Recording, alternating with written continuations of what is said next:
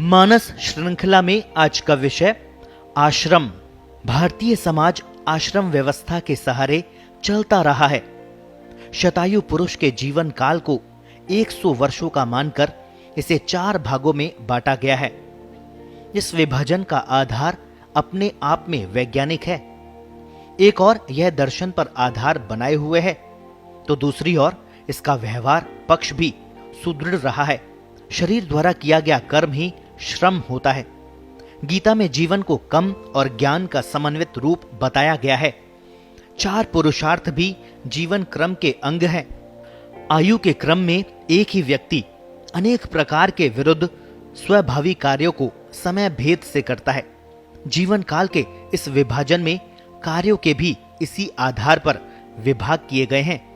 ये माना गया है कि कर्म और ज्ञान दोनों शक्तियां बलवान होकर ईश्वर रूप हो जाती है।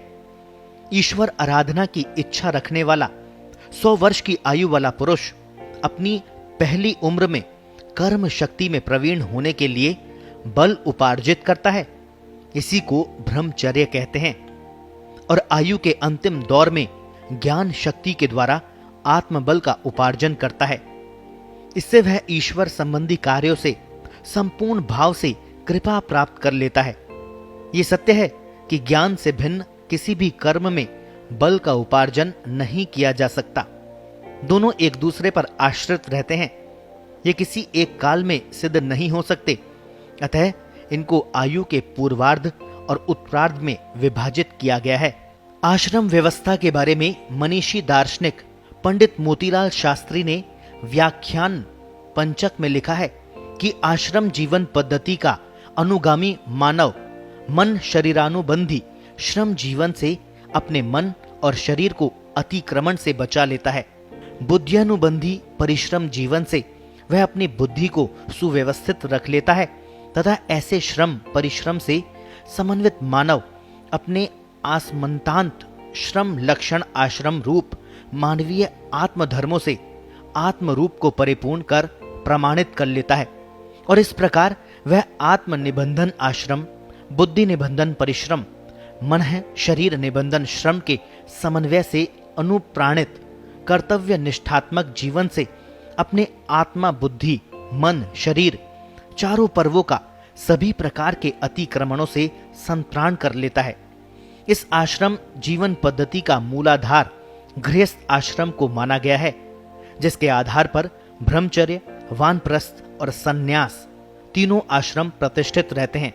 ब्रह्मचर्य के द्वारा विद्या अध्ययन, युवावस्था में सृष्टि प्रवाह की वृद्धि एवं सांवत्सरित पूर्णता की प्राप्ति, प्रौढ़ावस्था में आत्म तत्व का स्मरण एवं अंत में शुद्ध ज्ञान निष्ठा की अनुगति, संक्षेप में यही आश्रम व्यवस्था है। जीवन काल के शुरू के 25 वर्ष तक ब्रह्मचर्य अवस्था रहती है, जिसमें व्यक्ति कर्म योग की दीक्षा प्राप्त करता है और उसी के अनुरूप ज्ञान की साधना करता है। परंपरागत रूप में व्यक्ति इस काल में गुरु के आश्रम में रहता है। वहीं उसकी जीवनचर्या चलती है। उसकी जीवनचर्या का भार उसके माता पिता पर रहता है। आगे के 25 वर्षों में व्यक्ति अपने अर्जित ज्ञान के द्वारा ऐसे कर्म करता है जो संसार चक्र को चलाने में समर्थ होते हैं। आचार्यों ने कहा है कि आहार प्राप्त करने के लिए अनिंदित कर्म करना चाहिए और वह आहार रूप भोजन प्राण धारणा के लिए करना चाहिए और वह प्राण धारणा वास्तविक तत्व ज्ञान को जानने की इच्छा के लिए करनी चाहिए। तत्व का ज्ञान इसलिए करना चाहिए कि फिर दुख उत्पन्न नहीं हो। राष्ट्रीय व्यक्तित्व की पहचान और राष्ट्रीय पहचान गृहस्थ आश्रम पर ही निर्भर करती है। गृहस्थ आश्रम का मूल है मातृपद पर समासीन नारी भाव, जो गृह सृष्टि का केंद्र बिंदु है। धर्म अर्थ काम और मोक्ष ये 4 पुरुषार्थ बताए गए हैं। इनमें धर्म और अर्थ साधन रूप है तथा काम और मोक्ष साध्य रूप है। धर्म से अर्थ काम और मोक्ष तीनों का संपादन होता है। अर्थ से काम और मोक्ष का साधन रूप धर्म चलाया जाता है। धन से मोक्ष का संपादन नहीं हो सकता। काम के द्वारा इस संसार में प्राप्त होने वाले इंद्रियों से जुड़े हुए विषयों का सुख प्राप्त किया जाता है और मरने के बाद स्वर्गादि के सुखों का भोग। मोक्ष उस कल्याण में सुख को कहते हैं जो लौकिक सुख से अतिरिक्त होता है, और वह मोक्ष उसको ही होता है जो अपनी कामनाओं को समाप्त कर चुका हो। धर्माचरण के द्वारा ही इन सब की सिद्धि होती है। दूसरे को पीड़ा पहुंचाए बिना विषय सुख प्राप्त करने को धर्म कहते हैं। पंडित मोतीलाल शास्त्री लिखते हैं, ब्रह्म वचा पेता पौरुष युक्ता, राष्ट्रीय प्रजा के लिए योग क्षेम का प्रश्न सर्वथा नगण्य है। ऐसी ऊर्जस्वती, ज्ञान निष्ठा, बलिष्ठा, रथेष्ठा प्रजा का उत्पादन क्यों अवरुद्ध हो गया है आज हमारे राष्ट्र में? प्रश्न का पुरंधियोषा नाम की महती कामना से ही संबंध है। नारी आज केवल विनोद का माध्यम बना ली गई है। पुरभाव संरक्षक पुरंधी गुण अभिभूत कर दिया है नारी का आज के काम भोग परायण मानव ने। फलस्वरूप राष्ट्र की दाम्पत्य जीवन पद्धति ही आज अस्त व्यस्त बन गई है। धर्म निष्ठा से परान्मुख मानव ने सहधर्म चरताम आदर्श को जलांजलि समर्पित कर इस सहधर्मचारिणी आत्मबुद्धि साक्षिणी पुरंधी योषा को आज सहकामचारिणी मन शरीर विनोद मात्रकारिणी नारी जैसी लौकिक भावना से समन्वित कर दिया है। ऐसे नर नारी श्रद्धा, वात्सल्य, स्नेह विहीन केवल काम भाव से यदि ज्ञान निष्ठा, बलिष्ठा, महिष्ठा, यशस्विनी प्रजा उत्पन्न न हो तो क्या आश्चर्य है?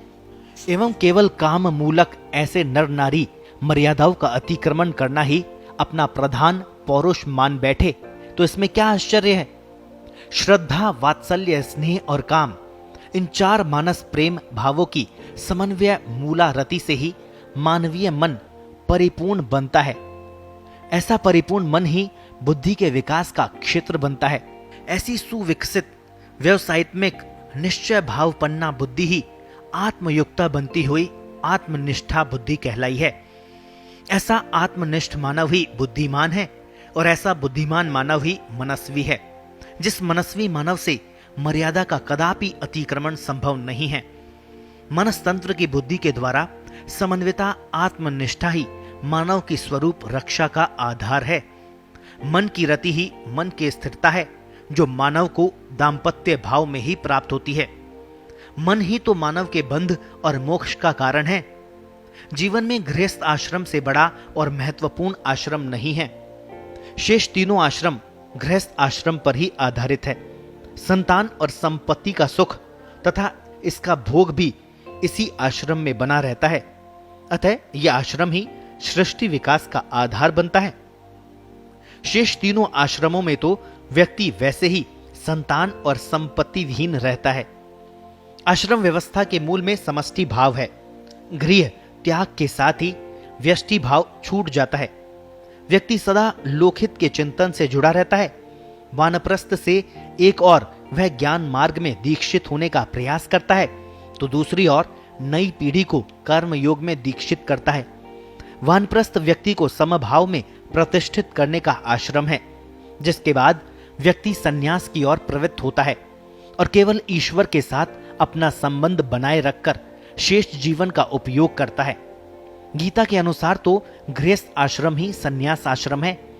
बुद्धि योग के साथ प्रत्येक क्रिया संन्यास का ही अंग बनती है। आज के जीवन की व्यथा यही है कि व्यक्ति जीवन से मृत्यु पर्यंत अपने घर को नहीं छोड़ पाता और व्यष्टि भाव में जीता रहता है। अंत समय तक भोग के विषयों से निवृत्त नहीं हो पाता। अतः लोकहित उसके चिंतन में प्रवेश ही नहीं कर पाता। ब्रह्मचर्य आश्रम तो आज भी सबके लिए अनिवार्य है। गृहस्थ आश्रम कहने को तो ऐच्छिक है, किंतु व्यवहार में आज इसने जीवन के शेष 3 आश्रमों को आवृत कर लिया है। वैसे तो आज के व्यक्ति की औसत आयु ही 75 वर्ष से कम है। अतः व्यवहार का यदि प्रवेश हो जाता है तो व्यक्ति का ज्ञान और कर्म राष्ट्र हित से जुड़ सकता है।